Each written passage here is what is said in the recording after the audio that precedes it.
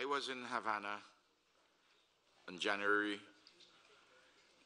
2014 at the second CELAC summit, where this declaration of the Latin America and the Caribbean as a zone of peace was adopted. And I'm very pleased that my friend Miguel, the president of Cuba, requested, and we all acceded to that request, to have the 10th anniversary of this declaration commemorated and celebrated here today.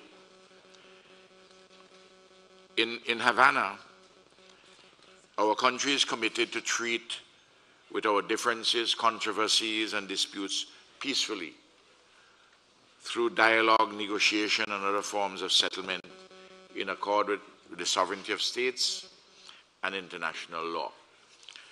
A recent example of this, on December the 14th, 2023, in the Declaration of Argyll, here in St. Vincent and the Grenadines, Guyana and Venezuela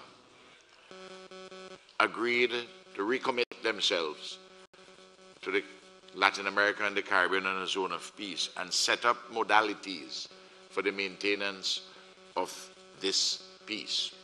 And I want to congratulate my friends, the presidents of Guyana and Venezuela, on this remarkable achievement, and the peace is holding, despite dissonances occasionally.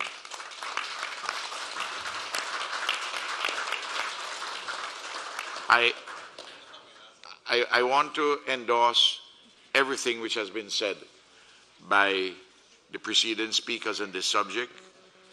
Miguel, my dear sister, comrade sister from Honduras, the president, and comrade Petro.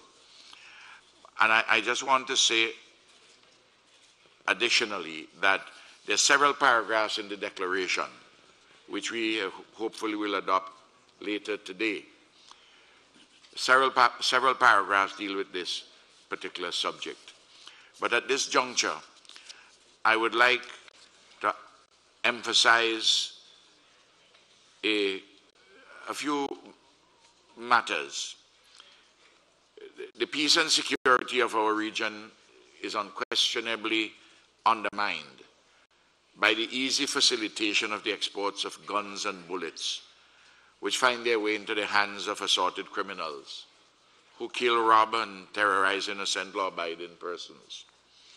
And the guns and the bullets come overwhelmingly from the United States of America.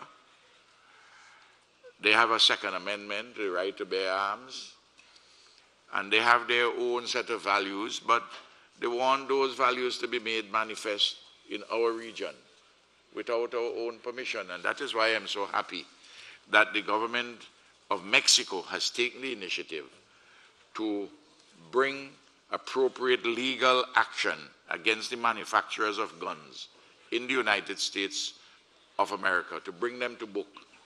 And I'm pleased to see that the relevant courts in the United States, they have accepted the complaint by the government of Mexico, and we are moving forward with that particular action. This is a very good initiative in order to help us with our peace and security in the region.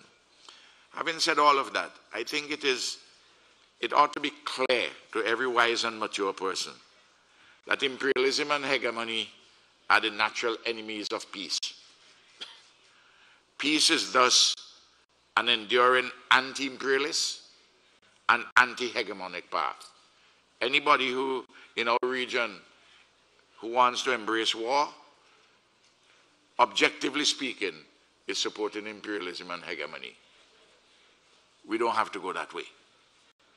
Justice, prosperity, civilized life and living are the handmaidens of peace.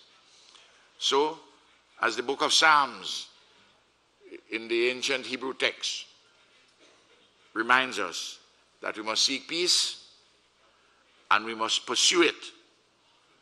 And in our case,